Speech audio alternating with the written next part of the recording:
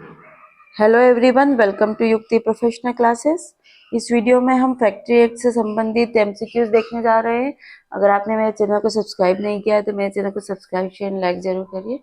चलिए अब हम स्टार्ट करते हैं। Under the factory act, what is the maximum number of working hours per week for a worker? एक वर्कर के लिए एक वीक में मैक्सिमम वर्किंग आवर्स कितना होगा?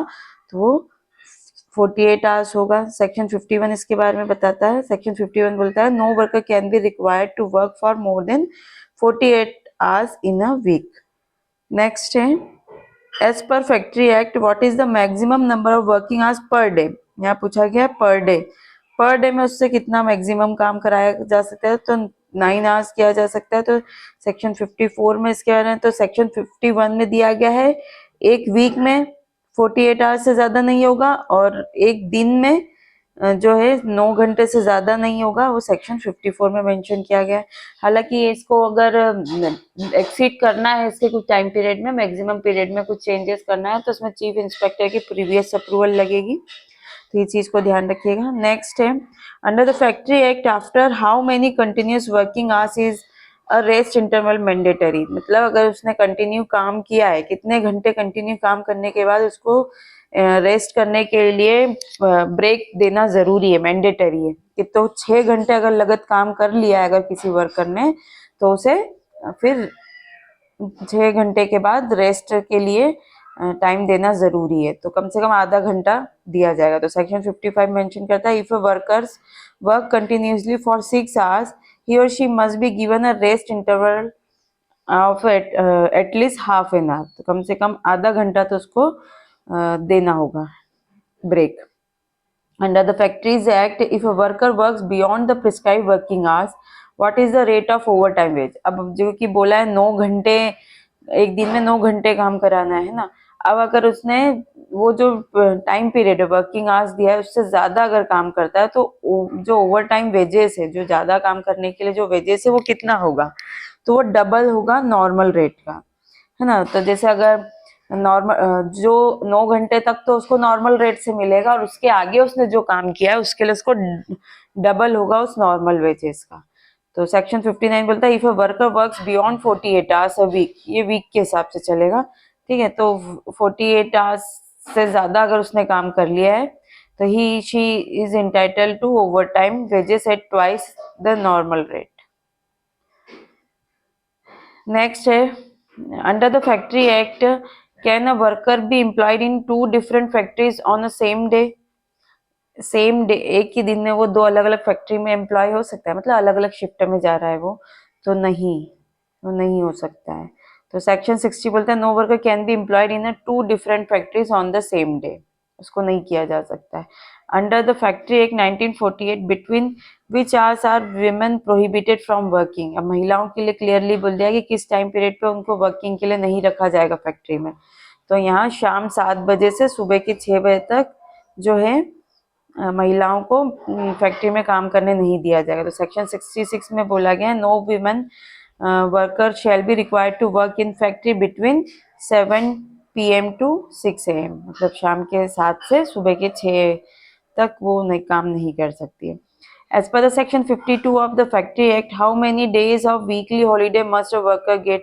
उनको वीकली हॉलीडे कितना देना जरूरी है? ठीक है, तो कम से कम एक दिन का तो उनको छुट्टी होनी चाहिए। सेक्शन 52 बोलता है every worker must be given at least 1 day half per week, एक वीक में कम से कम एक छुट्टी तो होनी चाहिए, संडे और अनदर डे डेजिग्नेटेड डे, जो भी, या तो संडे दो या कोई भी एक दिन तो उसको छुट्टी के लिए देना होगा। नेक्स्ट है if a worker is not given a weekly holiday within how many days must a compensatory holiday be provided as per the factory act 1948?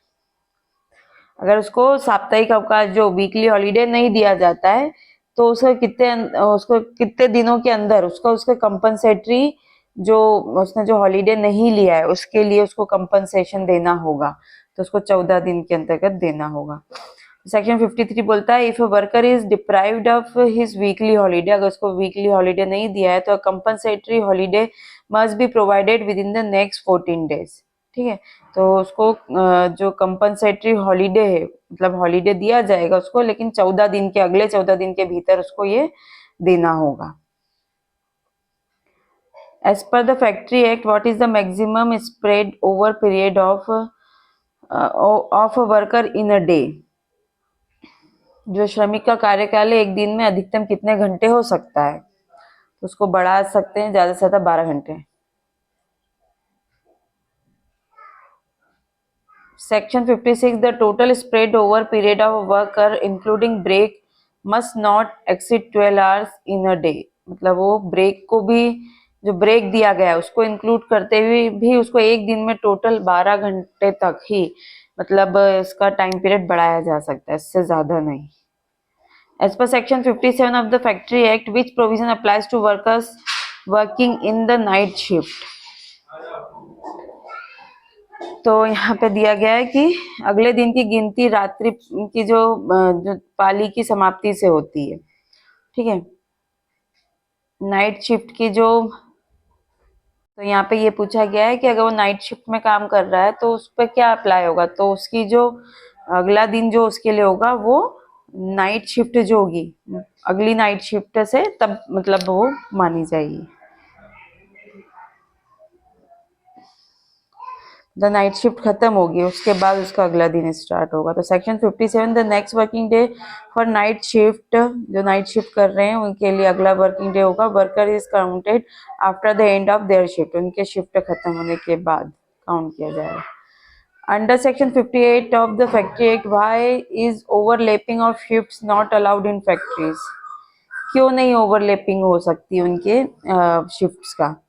तो क्योंकि श्रमिकों के लिए काम का बोझ बढ़ जाता है, अगर ओवरलेप हो जाएगा तो काम ज्यादा बढ़ जाएगा, उनके हेल्थ पर बुरा असर पड़ेगा, और उनकी सेफ्टी को भी ध्यान में रखते हुए ओवरलेप नहीं किया जा सकता है ना, उनकी शिफ्ट को ओवरलेप नहीं कर सकते। तो ये सभी कारण है।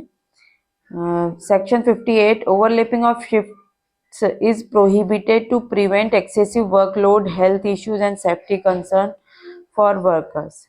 नेक्स्ट है, as per section 61 of the factory act, what is the maximum working hours for adolescent? Adolescent जो होंगे उनका मैक्सिमम आवर्स कितना होगा, ठीक है, तो उनके लिए जो मैक्सिमम आवर्स है वो, मतलब जो 14 से 18 वर्ष तक के लोग हैं, एडोलसेंट जो है किशोर है, उनके लिए 7 घंटे का काम है, ठीक है, तो उससे 7 घंटे से अधिक कार्य नहीं लिया जाएगा।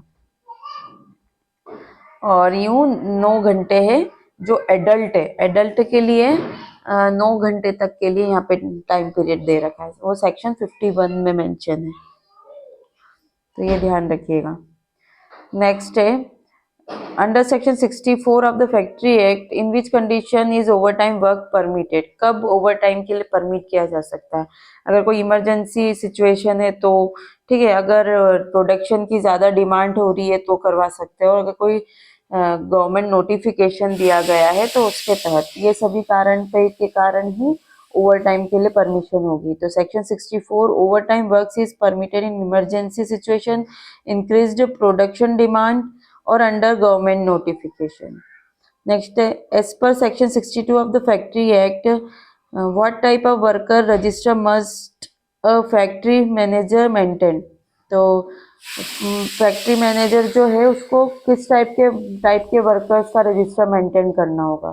तो उसको एडल्ट के जो है ना, रजिस्टर ऑफ एडल्ट वर्कर्स, इन सब का करना होगा। तो section 62, every factory manager must maintain A register of all adult workers employed in the factory. तो जितने भी एडल्ट हैं उन सबके लिए this register should include details like worker names, nature of work and other relevant information, इसमें ये सब चीजें होनी चाहिए।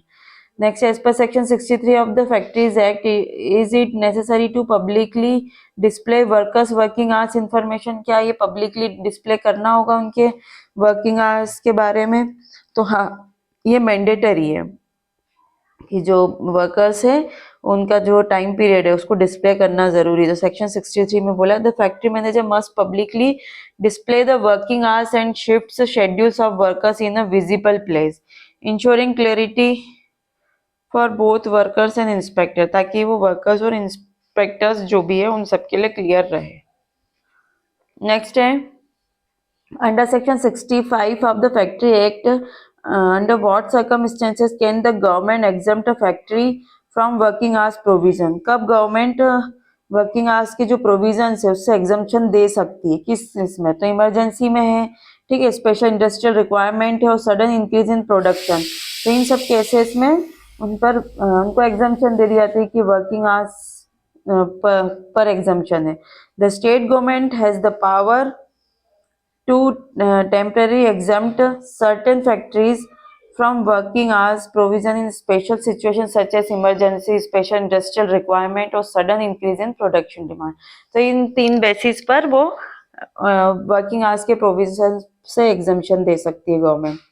नेक्स्ट है, according to section 66 of the factory act, during which hours is the employment of women strictly prohibited in factories. तो ये हम देख चुके थे कि शाम 7 से सुबह के 6 बजे तक उनको नहीं होगा, नहीं रखना होगा।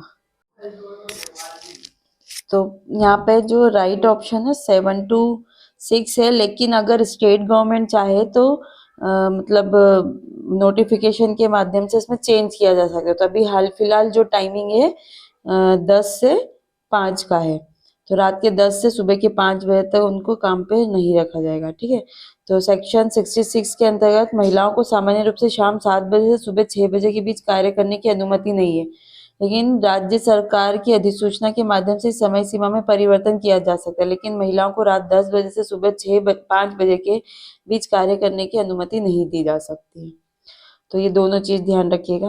Under section 67 what is the minimum age for a child to be allowed to work in a factory? तो मिनिमम जो उनकी एज है वो 14 ईयर्स है, कि 14 साल के जो बच्चे हैं, न्यूनतम आयु जो 14 साल से उससे कम के बच्चे नहीं, 14 साल तक के जो बच्चे उनको काम करने की अनुमति है फैक्ट्री में। तो सेक्शन 67 बोलता है कोई भी बच्चा जिसने 14 वर्ष की आयु पूरी नहीं की है उसे किसी कारखाने में काम करने की अनुमति नहीं दी जा सकती है, ठीक है। तो ये जो लेबर, चाइल्ड लेबर पर ना रोक लगाने के लिए, प्रोहिबिशन करने के लिए ये लाया गया है।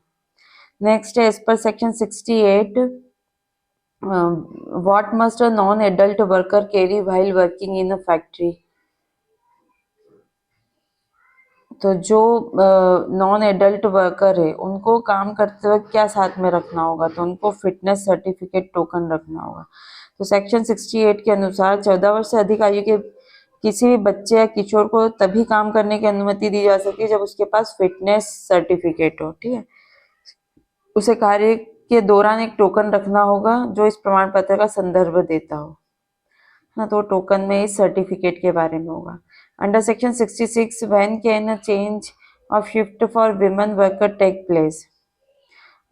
तो महिलाओं के जो वर्कर्स है उनकी जो शिफ्ट होगी में परिवर्तन कब किया जा सकता है, उसमें चेंजेस कब लाया जा सकता है? Only after a weekly holiday और एनी अदर हॉलीडे, इसके बाद ही लाया जा सकता है। सेक्शन 66(1)(c) के अनुसार महिला श्रमिकों के लिए शिफ्ट परिवर्तन केवल साप्ताहिक अवकाश या किसी अन्य अवकाश के बाद किया जा सकता है, मतलब छुट्टी मिलने के बाद ही फिर शिफ्ट चेंजेस हो सकती है। Under section 70 an adolescent with fitness certificate is considered as under the act? तो वो एक एडल्ट के रूप में लिया जाएगा अगर उसके पास फिटनेस सर्टिफिकेट है तो यदि किसी किशोर को धारा 69 के तहत फिटनेस प्रमाण पत्र प्राप्त हुआ है तो उसे चैप्टर 6 और 8 के लिए एडल्ट माना जाएगा और उसे वयस्क श्रमिकों के समान कार्य करने की अनुमति होगी। What is the maximum number of working hours allowed per day for a child worker? तो चाइल्ड वर्कर जो है उसको कितने घंटे काम करना है? तो 4.5 आवर्स मैक्सिमम वो काम कर सकता है, सेक्शन 71 में दिया गया है। तो किसी भी बच्चे को एक दिन में अधिकतम 4.5 घंटे से अधिक काम करने की अनुमति नहीं है, ठीक है। फिर एडल्ट के लिए 9 आवर्स है, 7 आवर्स जो है एडोलसेंट है और जो चाइल्ड है वो 4.5 है। According to section 71 what is the definition of night for child workers? तो चाइल्ड वर्कर्स के लिए नाइट क्या है? 10 to 6। तो सेक्शन 71 के अनुसार रात्रि की अवधि कम से कम 12 घंटे की होगी जिसमें रात 10 बजे से सुबह 6 बजे तक का समय अवश्य शामिल होगा।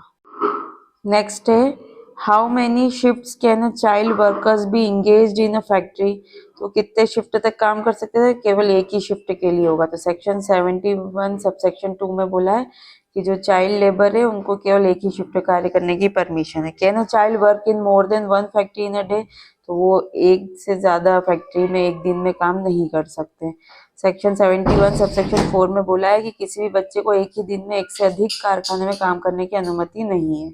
What is the working hours restriction for a female child worker, तो जो फीमेल चाइल्ड वर्कर है उनके लिए क्या कार्य समय है, तो 8 सुबह के 8 से शाम के 7 तक है। तो सेक्शन 71 सबसेक्शन 5 में किसी महिला बाल श्रमिक को केवल सुबह 8 बजे से शाम 7 बजे के बीच कार्य करने की अनुमति है। According to section 87 of the factory act, what power does the state government have regarding dangerous operation, तो स्टेट गवर्नमेंट के पास क्या पावर है जो खतरनाक काम है उससे संबंधित में।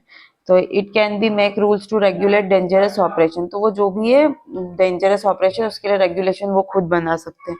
State government can declare certain manufacturing process as dangerous and make rules regarding medical examination, तो उससे related medical examination, safety measures और एम्प्लॉयमेंट रेस्ट्रिक्शन, ये सब के बारे में वो रूल्स रेगुलेशन बना सकते हैं। Next under section 90, who has the power to direct an inquiry into factory accident, तो किसके पास पावर है फैक्ट्री जो एक्सीडेंट जो है उसकी इंक्वायरी करने के लिए, तो ये स्टेट गवर्नमेंट के पास है। तो सेक्शन 90 में ये बोला गया है कि state government can appoint a competent person to inquiry into accident and disease in the factory में कुछ भी ऐसा होता है, घटना होती है, तो उसके बारे में इंक्वायरी करने के लिए स्टेट गवर्नमेंट एम्पावर है, किसी पर्सन कॉम्पिटेंट पर्सन को अपॉइंट कर सकती है। What power does the inquiry officer have under section 90, तो सेक्शन 90 के तहत अगर पर्सन को कॉम्पिटेंट पर्सन को करा है अपॉइंट, तो उसके पास क्या पावर होगी, तो उसके पास जो पावर होगी, power of a civil court की जो पावर है उसके पास होगी। मतलब the inquiry officer has the power of civil court including summoning witness and demanding documents. ठीक है, next, what is the penalty for violating safety provision under section 92, तो 92 के तहत जो सेफ्टी प्रोविजन है अगर उसका वायलेशन किया जा रहा है तो कितना पेनल्टी है, fine up to 1 lakh rupees and imprisonment up to 2 years। तो सेक्शन 92 में बोला गया है कि violation can lead to fine up to 1 lakh और इम्प्रिजनमेंट अप टू, तो दोनों में से कुछ भी दिया जा सकता है, 1 लाख तक का जुर्माना हो या फिर 2 साल तक की सजा। What is the minimum fine for an accident causing death due to violation of section 87, तो सेक्शन 87 के वायलेशन से अगर किसी व्यक्ति की मृत्यु हो जाती है तो कम से कम कितना जुर्माना देंगे, तो 25,000 का जुर्माना देना होगा। If an accident due to violation of section 87 result in death, the minimum fine जो इम्पोज किया गया है वो 25,000 है।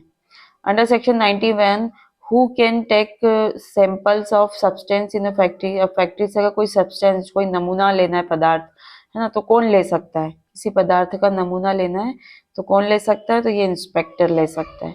The inspector has the authority to take sample of substance used in the factory that may pose health risk, जो कि health के लिए रिस्क हो सकता है, ऐसे सब्सटेंस का वो नमूना ले सकते हैं। How many portions should an inspector divide the sample into, तो कितने भागों में विभाजित कर सकते हैं सैंपल को, तो 3 भागों में उसको डिवाइड कर सकते हैं। The sample is divided into 3 portion, 1 for the factory, 1 for analysis है, 1 फॉर कोर्ट प्रोसीडिंग्स, तो ये 3 भागों में इसलिए किया जाता है ना, तो एक तो फैक्ट्री के लिए होगा, दूसरा एनालिसिस करने के लिए और तीसरा कोर्ट प्रोसीडिंग के लिए। Who receive the second portion of the sample taken under section 91, तो किसको मिलेगा, ये गवर्नमेंट एनालिस्ट को दिया जाएगा दूसरा भाग जो है। ठीक है, what is the maximum fine for continue contravention for conviction under section 92, तो सेक्शन 92 के अंदर जो कन्विक्शन होने के बाद भी अगर कॉन्ट्रावेंशन हो रहा है, उल्लंघन किया जा रहा है, तो फिर मैक्सिमम कितना फाइन देना होगा, तो 1,000 पर डे के हिसाब से देना होगा। तो if the contravention continues after conviction an additional जो फाइन होगा वो 1,000 पर डे में भी इम्पोज लगाया जा सकता है। Which of the following is not a provision under section 87, तो जो 87 के अंतर्गत नहीं दिया गया है वो है imposing imposing fine directly fine नहीं लगाया जा सकता है, ठीक है। तो सबसे पहले इसमें क्या हो सकता है, डिक्लेयरिंग अ प्रोसेस डेंजरस, किसी प्रोसेस को डेंजर डिक्लेयर किया जाएगा। प्रोहिबिटिंग एम्प्लॉयमेंट सर्टन वर्कर्स को, मतलब वर्कर्स को काम करने से रोक दिया जाएगा। मेडिकल एग्जामिनेशन किया जाएगा, तो ये चीज की जा सकती है, लेकिन डायरेक्ट फाइन नहीं लगाया जाएगा। तो section 87 allows the state government to make rules but does not impose fines directly, ठीक है। In the case of Bhargat engineering versus R Rangunth 1985, what did the supreme court clarify? तो यहाँ पर वर्कर की डेफिनेशन दी गई थी। तो यहाँ पे सुप्रीम कोर्ट ने इस केस में क्या बोला था कि कोई भी व्यक्ति जो कारखाने में सीधे या इनडायरेक्टली रूप से उत्पादन प्रक्रिया में लगा होता है ना, तो any person engage in the production process in a factory whether directly और indirectly is consider worker irrespective of regular wages, ठीक है। तो वो डायरेक्टली या इनडायरेक्टली कैसे भी लगा हो, ठीक है, उसको मतलब रेगुलर उसको सैलरी मिल रही हो, वेजेस मिल रही हो या नहीं मिल रहा हो, पर वो अगर मैन्युफैक्चरिंग प्रोसेस में लगा हुआ है डायरेक्ट या इनडायरेक्टली, तो वो वर्कर की कैटेगरी में आ जाएगा। Next, MC Mehta versus union of India 1987 के मामले में which right did the court emphasise? तो कौन सा राइट दिया गया था? तो राइट टू क्लीन एनवायरनमेंट के बारे में यहाँ पर दिया गया था। तो the supreme court rule that factories must operate in a way that does not harm the environment और वर्कर्स सेफ्टी। तो फैक्ट्री क्या करेगी, ऐसा काम नहीं कर सकती, इस तरीके से काम नहीं चला सकती है जिससे कि एनवायरनमेंट को हार्म हो या फिर वर्कर्स की सेफ्टी को हार्म हो, ठीक है। तो यहाँ पे मतलब सेफ्टी मेजर के लिए ज्यादा फोकस किया गया था कि वो सेफ्टी मेजर्स को अपनाए। Next, in the case of consumer education and research centre versus union of India के केस में कौन सा राइट यहाँ पे अपहेल किया गया था? तो यहाँ पे जो दिया था हेल्थ से रिलेटेड जो है, तो यहाँ पे है right to health and safety of workers के बारे में यहाँ पे सुप्रीम कोर्ट ने डिसीजन दिया था। तो the supreme court rule that workers health and safety at the work place is a fundamental right. तो वर्कर्स का जो हेल्थ है, सेफ्टी, वो फंडामेंटल राइट्स है उनके लिए। The court also mandate that workers can not be force to work under the unsafe and hazardous condition. तो उनको फोर्स नहीं किया जा सकता, उनको फोर्स नहीं किया जा सकता अनसेफ और हजार्डियस कंडीशन में काम करने के लिए। नेक्स्ट है Indian council for इन्वायरो legal action वैसे यूनियन ऑफ इंडिया के मामले में मतलब कौन रिस्पॉन्सिबल था? कोर्ट ने किस चीज के लिए मतलब रिस्पॉन्सिबल ठहराया गया था?